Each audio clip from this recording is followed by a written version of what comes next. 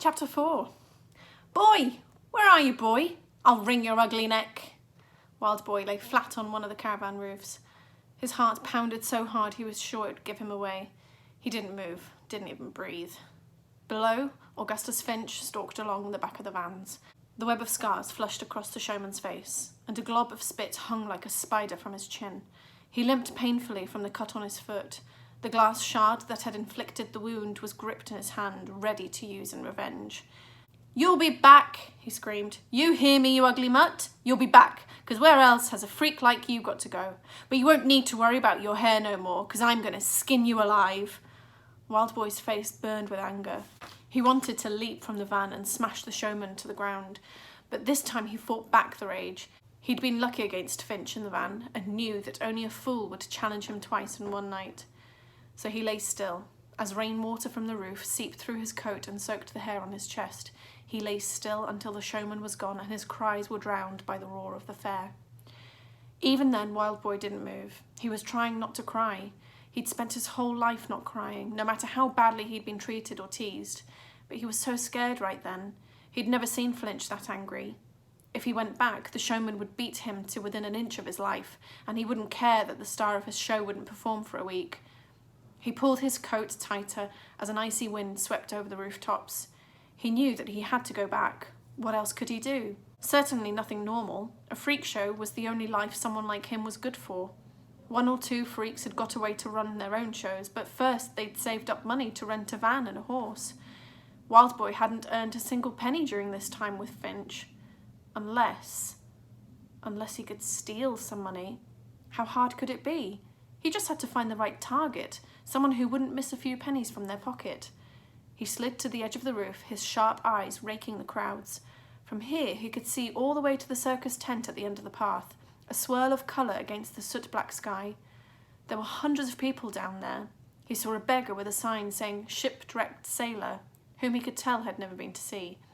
He saw 4 women playing cards, 3 of whom he knew were cheating. He saw a woman faking a fit outside a gin tent, a man with a hook for a hand, a girl stealing gingerbread. His eyes landed on a wealthy-looking couple buying chestnuts for their daughter. Was there something to steal there?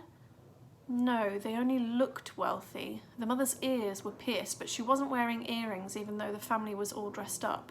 The girl's expensive dress was patched in 3 places, and 2 of the father's mother-of-pearl shirt buttons were missing, pawned, Wild Boy guessed, to provide for his family. No, he couldn't steal from them. Suddenly he sat up. Across the path, a dark figure moved between the vans. Someone was shadowing the family, stopping when they stopped, moving when they moved, darting from behind one van to the next. Another thief, Wild Boy realised. He wasn't surprised. The family was an obvious target. They didn't just look rich, they looked scared too. Wild Boy watched as they made their way cautiously along the side of the path, as far as possible from the threatening crowds. Soon they would brush past a banner for the circus. That, he guessed, was where the thief would strike, and he had a good idea who that thief was too. He turned away, trying to forget what he'd seen. "Ain't none of my business," he muttered. Only, that family wasn't rich, but they were going to get robbed unless he did something about it. He imagined how they would feel when they discovered that they'd lost what little money they had. He cursed, banged a palm against the rooftop. He would warn them, that was all. He'd give them a flash of his face, that was enough to scare anyone off. A moment later, he was running again behind the vans. His long coat fluttered as he leaped over planks supporting sinking wheels and weaved between guy ropes where showmen had pitched tents backstage. He ran right around the circus tent and to the backs of the caravans on the other side of the path. He ducked down an alley between 2 of the vans and finally stopped, catching his breath. A strip of cloth hung across the other end of the alley, painted with a slogan for the circus: "Mrs. Everett's Most Marvellous Show." Wild Boy felt a glow of satisfaction. He'd got there before the thief. He crept to the end of the valley and peeled back the banner. Yards away, dozens of people trudged along the path. He was relieved to see that the family didn't need help after all. They had already turned back towards the park gates, moving so fast they were almost running. Wild Boy watched them go for a moment. The girl was crying, but how he envied the life that she was running back to. He hoped for her sake that she could forget all about this terrible place. Just then something dropped from the top of the van and landed with a splash behind Wild Boy in the mud. It was the thief. He whirled round, but the person was too fast, a blur of red and gold. A fist punched him in the stomach. A boot kicked him hard in the shin. "I saw you, freak," said a voice. "You scared off my mark."